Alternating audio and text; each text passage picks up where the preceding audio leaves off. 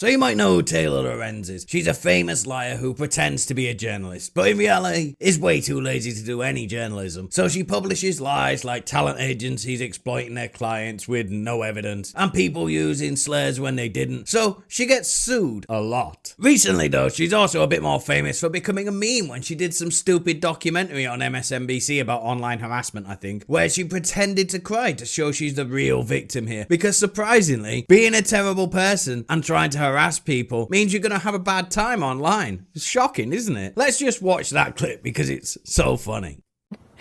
You feel like any little piece of information that gets out on you will be used by the worst people on the internet to destroy your life. And it's so isolating. It's horrifying. I'm so sorry. You're fine, it's overwhelming.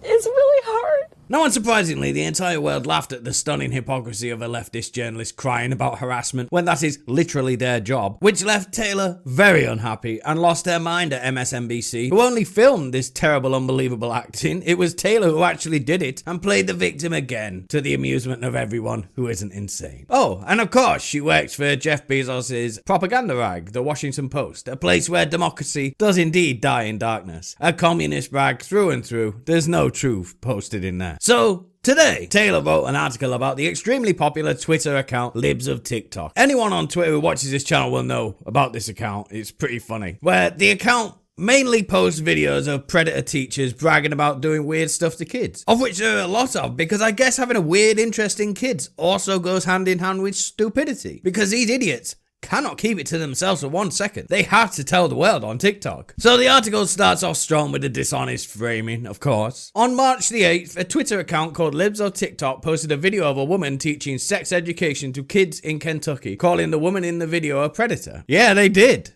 Remember back in March when the sexy sub account went viral and this fat, creepy looking weirdo got exposed for wanting to hold a sub account for 13-year-olds to teach them about masturbation, becoming a sex worker, and having sex while taking drugs. Now, I want you to imagine this fat lunatic, called Tanya Turner by the way, was in fact a man. Do you think the left would be running to defend them if they were holding a pedo factory camp wanting to teach kids about BDSM in the woods? Of course not. But for some reason, these people can't look past the obvious reasons they're doing it if the perpetrator is a woman. It seems to be like a leftist mental block. Taylor goes on to express jealousy that a lot of people like the Libs of TikTok account, and it reports stuff people are interested in, unlike her. And the article is posted with choice quotes like this, just seething. The role I've seen this account playing is finding new characters for right-wing propaganda. Well, it's not propaganda if it's true, is it? These characters they post readily post online themselves and tell anyone who will listen about the demented stuff they're up to. So unless you think all of these pedo teachers are actors, it cannot be propaganda. I don't think you know what that word means. Then we get to the part where you can see Taylor is seething about the most. The fact the account is anonymous and leftists hate that. So she immediately doxes her, which I'm not going to show here because I'm not a leftist. If somebody wants to remain anonymous, that's fine. But Taylor knows what she's doing here. She knows she has ideas like Antifa on her side, so this is probably going to cause real life violence to this person, which is what they want. You can say what you want about the left, but everything they do is planned for maximum evil. Then we get to the most perplexing part of the article, something I see so many leftists do online as well. Libs of TikTok is shaping our entire political conversation about the rights of alphabet people to participate in society, somebody said. It feels like they're single-handedly taking us back a decade in terms of the public discord on alphabet rights. It's been nothing we've ever really seen. No one is calling all alphabet people pedophiles. Only you are by saying stuff like this. The account is an attack on groomer teachers, not gay people. Only the left is saying, oh, so you don't like pedophile teachers, huh? That must mean you hate all gay people. It's funny when their own bigotry comes out when they tried to call you one, isn't it? It's really weird how that works. So yeah, Taylor Lorenz was, is, and always will be human vermin. That's it for today's video. Don't forget to like and share, subscribe to see more content like this. Thanks, boy.